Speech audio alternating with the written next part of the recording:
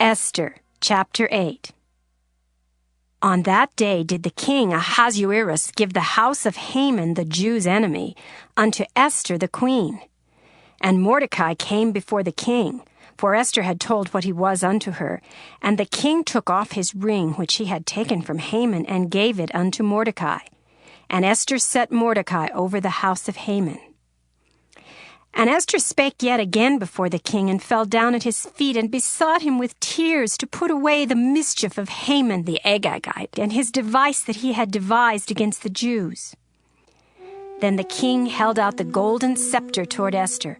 So Esther arose and stood before the king, and said, If it please the king, and if I have found favor in his sight, and the things seem right before the king, and I be pleasing in his eyes, let it be written to reverse the letters devised by Haman the son of Ammedatha, the Agagite, which he wrote to destroy the Jews, which are in all the king's provinces.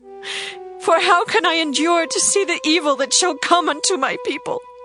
Or how can I endure to see the destruction of my kindred?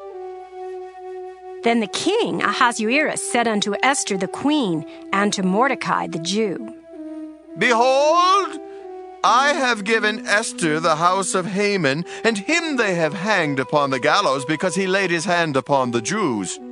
Write ye also for the Jews, as it liketh you, in the king's name, and seal it with the king's ring. For the writing which is written in the king's name, and sealed with the king's ring, may no man reverse. Then were the king's scribes called, at that time in the 3rd month, that is the month Sivan, on the 23 day thereof.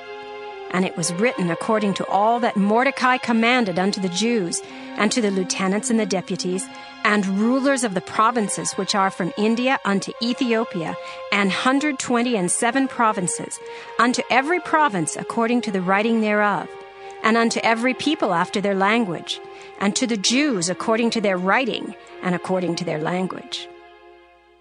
And he wrote in the king Ahasuerus' name, and sealed it with the king's ring, and sent letters by posts on horseback, and riders on mules, camels, and young dromedaries, wherein the king granted the Jews which were in every city to gather themselves together, and to stand for their life, to destroy, to slay, and to cause to perish all the power of the people and province that would assault them, both little ones and women, and to take the spoil of them for a prey upon one day in all the provinces of King Ahasuerus, namely upon the 13th day of the 12th month, which is the month Adar. The copy of the writing for a commandment to be given in every province was published unto all people, and that the Jews should be ready against that day to avenge themselves on their enemies. So the posts that rode upon mules and camels went out, being hastened and pressed on by the king's commandment. And the decree was given at Shushan, the palace.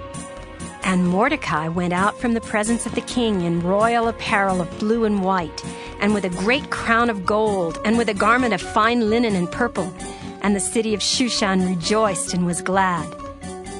The Jews had light and gladness and joy and honor. And in every province and in every city whithersoever the king's commandment and his decree came, the Jews had joy and gladness, a feast and a good day. And many of the people of the land became Jews, for the fear of the Jews fell upon them.